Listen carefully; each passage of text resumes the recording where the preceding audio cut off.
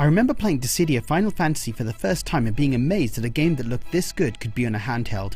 The speed of the battles, the graphics, the details, the environments, it was beyond what I expected from the PSP. I sunk tens of hours into the game, beating the main story and then taking on the extra missions.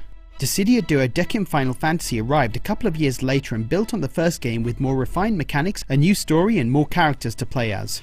The battle system was impressive and was cleverly made with the PSP's lack of R2, L2 and right analog stick in mind. The main controls involved one button to perform break attacks, one for HP attacks, then jump and guard. You had a break counter which was basically your attack power. When you perform a break attack, your break power increases and your foes decrease. When you perform an HP attack, you reduce your opponent's HP by your amount of break power, and then your break power falls to zero and needs recharging.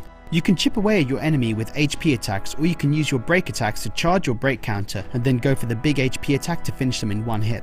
If the break counter is low and you get hit by a break attack, then your break counter is broken and you'll be stuck at zero temporarily while your opponent's gauge will max out. This is the time to run away or dodge a lot. You can also equip assist attacks where you summon a Final Fantasy character to attack your foe, or you can equip summons that trigger automatically when certain conditions are met, like if your break gauge hits zero, you can trigger a summon that will reduce your opponents to zero too. There are over 25 playable characters that represent all the mainline Final Fantasy games. Their movements and attacks are all based on how they acted and attacked in their respective games. Some use magic or distance attacks, while others melee attack with weapons. They play very differently, and part of my fun with the game was trying them all out and finding the one I really liked, which for me was Cloud. Even the attacks were different between the characters.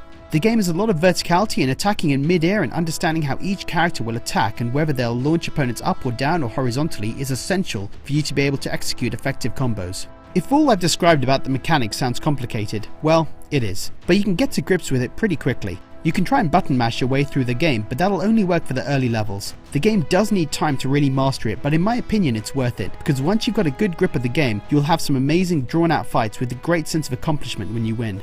The graphics of the game were amazing. Seeing the Final Fantasy characters faithfully recreated in 3D from the small 8-bit or 16-bit sprites made this Final Fantasy fan very happy. The music as well had most of the famous tracks from the FF games, and being able to choose your music for battles was a nice touch. Like all PSP games, the graphics don't look as good on the Vita screen or the TV as they did on the PSP, but it's still pretty impressive. The story and the dialogue were the main letdowns for the game.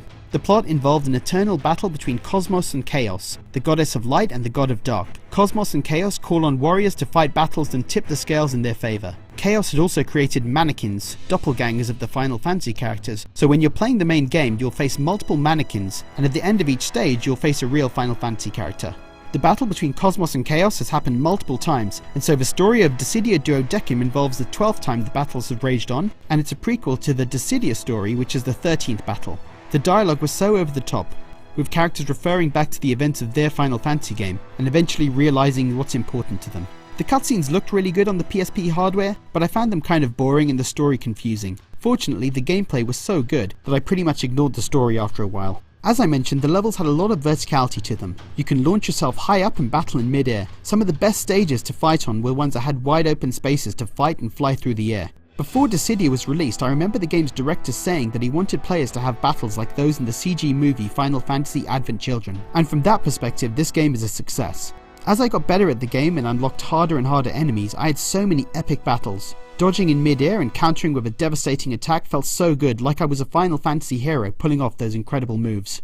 Going from the turn-based battles of the early FF games and now controlling these characters as they smashed through walls and performed those classic moves I remembered from the games made me so happy.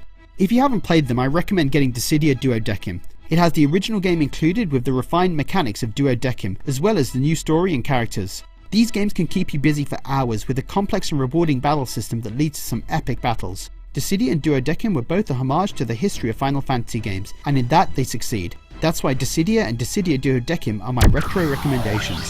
So, have you played Dissidia or Duodecim? What did you think of them? Leave a comment below, and as always, thanks for watching.